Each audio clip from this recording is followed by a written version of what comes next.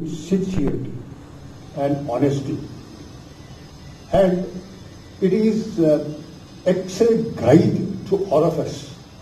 We have all studied Bhagavad Gita, but how many of us put it into practice? And it's not easy to put those precepts into practice.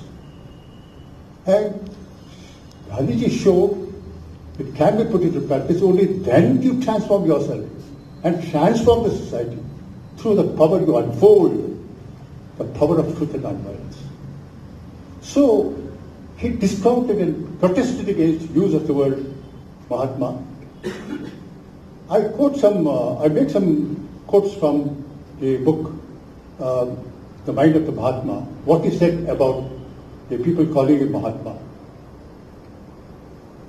He said, he admitted in this experiment with truth, he made mistakes in his search, and it is after all, it is human to err, and he made many mistakes, and he openly admitted the mistakes he made, but at the same time learned from his mistakes in his inner growth and inner transformation. This is of a highly meritorious act of his. And about his being called Mahatma, he said, I myself do not feel like a saint. I am a votary of truth, in spite of all my errors and shortcomings. This is what he said. And then he said, I do know that I am the humblest of God's creatures. He never arrogated to himself. He is the only one who practiced it. He said, these are eternal principles of true life, as old as the earth. This is not Gandhism, he says. This is Sanatana Dharma. His contribution is how to put it into practice and demonstrate it. So he called himself the humblest of God's creatures. And then, what is of abiding worth in my insistence on truth, non-violence and brahmacharya? So, this is his abiding interest and devotion to truth, non-violence and brahmacharya. Many mistake brahmacharya to become a bachelor or remain unmarried. It is not so. Brahmacharya is to be practiced in married life, in householder's life. Brahmacharya means walking in the path of Brahma, which is walking in the path of higher life, higher self. And there, use of all your faculties and senses for the purpose for which they are meant, not abuse. That's brahmacharya. And this threefold virtue of truth, non-violence and brahmacharya were his devoted practice in life. So, he said, truth to me is infinitely dearer than Mahatma-ship. And then he felt great pain when people come and touched his feet and calling him Mahatma and all that. He said, if I had the power to legislate and enforce it, I would make it a crime. So anybody calling Mahatma and touching my feet. I quote, though a non-cooperator, I shall gladly subscribe to a bill to make it criminal for anybody to call me Mahatma and to touch my feet.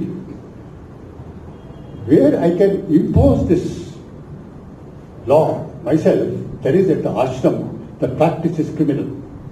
He never allowed anyone to do anything in his ashram. And then further, I dislike statues and photographs of my figure. But anyway, everywhere it is going on, he disliked it.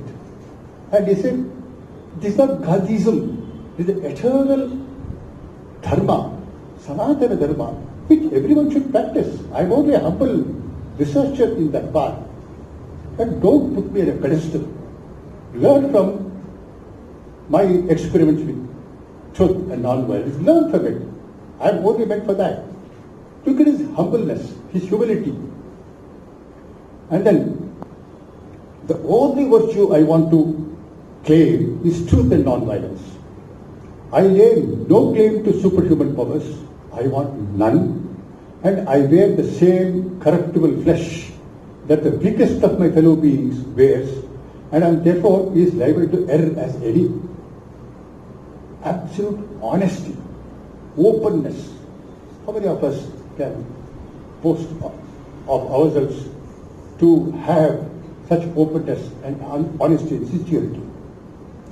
Now, Gandhi is much misunderstood. There's a reason why we have this talk to very few audience.